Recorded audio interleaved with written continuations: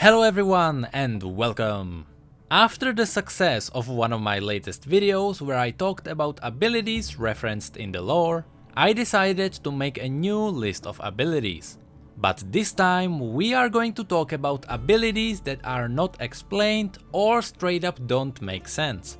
Keep in mind that some abilities have special effects for the clarity and visibility during teamfights, but that won't keep us from judging them all the same. So let's start with an example of an ability that is out of place only for the sake of visibility. Garen, also known as the Might of Demacia, has this strange ability that over time turned into his iconic move. Of course, I am talking about calling down a giant blade from the heavens to smite his foes. There are two reasons why this couldn't happen. First of all, he is a military soldier. A commander, if you will. I am pretty sure that if he had any kinds of mystical powers, there would be at least one line about it in his story. The second reason is that this kind of ability could exist in this world. Calling down holy blades from the sky sounds like something the ascended warriors of Targon might do. And to add to that point, there is a trial that forces the soldiers of Demacia to regain their honor by climbing up Mount Targon. Good example is Tariq, who not only ascended Targon but also was chosen to be its hero. On top of that, Tariq was Garen's best friend. But it all comes back to the first point. If there ever was such a connection, it would be written somewhere. So right now, it might be an opening for future Garen's lore update. I should also note that this ability is supported by the old cinematic called Twist of Fates. But I would also like to note that in the same cinematic, Twisted Fate has at least 5.0 attack speed and Demon Blade Tryndamere appears later on. If Riot wanted to stay true to Garen being just a powerful warrior, they could have changed it to a proper execution by bringing down the blade in an arc, similar to Darius. But right now, Demacian Justice became too much of an iconic move. It would be like removing his spinning. Next up on our list we have Braum. I have not covered his full lore yet, but don't worry, it is coming very soon. Right now I want to talk about his shield, because it is actually not a shield.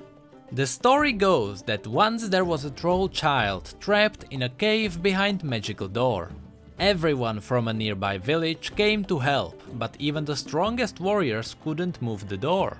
Then Braum arrived and he tried to open it, but even his strength wouldn't be enough. So instead, he decided to punch his way through the mountain itself. It was a good plan and it worked, but once he got in, the whole mountain started to crumble. So he lifted up the door and protected them from falling rocks. That's how he got his shield. The thing is, there wasn't a single word about Braum being able to manipulate the shard of true ice that enchanted the door. Not only can he magically shoot through ice, but he can also control the ice and shatter the ground with it. I get that he's a man that can punch through trees and mountains, but I think there should be a line somewhere. There are only two champions that can manipulate the true ice.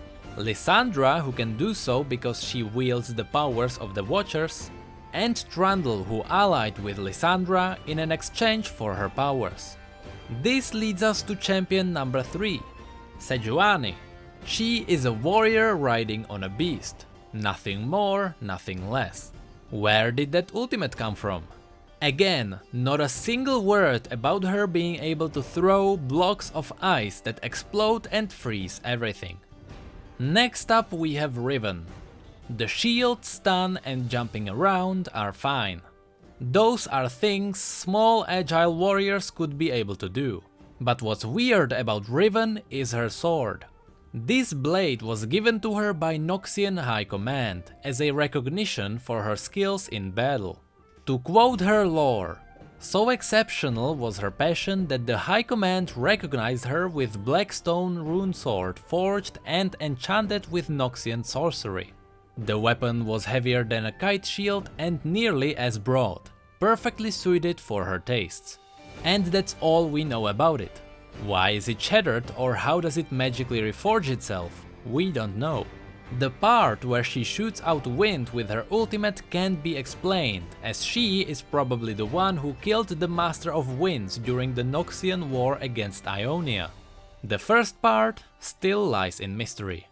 The next champion we have to take with a huge pinch of salt. Twisted Fate has a hole in his story, and because of it we have no idea why or how is he able to teleport around. At the beginning of his story, it is stated that he was born into a nomadic family, where he was taught the magic of cards. One would assume that would mean that he was taught how to play cards and possibly how to cheat. But apparently not, because outside of this line there isn't a single word about magic. We simply don't know if he taught himself how to teleport around or how to turn cards into explosives, or if he was taught this by the family. That's why I said take it with a pinch of salt. His skills are real, as he used them many times in the Burning Tide story, but we really don't know their origins. Then we have Katarina. As a master assassin trained by her own father, throwing knives is fine. But originally Shampoo was a magical blink, and even after the rework I believe it still is. Even in her splash art you can see that she is leaping out of some kind of portal. For Talon it makes sense that his blink is instant, because he is supposed to be the quickest assassin in Noxus. But for Katarina it doesn't make sense at all. I don't believe magic was part of her training. And lastly we have Poppy. Poppy is another weird one, because again there are things that weren't made clear. According to her story, she is still looking for the rightful owner of the hammer. It is possible that she really is the one who is supposed to wield it, but that doesn't mean she already mastered what the hammer can do. Besides the fact, after all, that it is just a hammer. Her Q would make sense to some degree. She can hit the ground so hard that it shakes it a little bit. W could be explained. Let's say someone is trying to dash away from you, you just knock him with the hammer a bit. E is just a charge, nothing special. But her ultimate is really out of place. You can tell that Keeper's Verdict is an ability that was given to Poppy way before her story was a thing. Shooting a copy of the hammer made out of stone from the ground so fast that it knocks her enemies miles away, I don't think that happened in her actual story. Even if the Hammer of Orlon was special and it gave its owner some kind of power, first of all it would have to give the wielder the power of Earth, and also I don't think Poppy would know how to use it. And with that, I will have to end this video.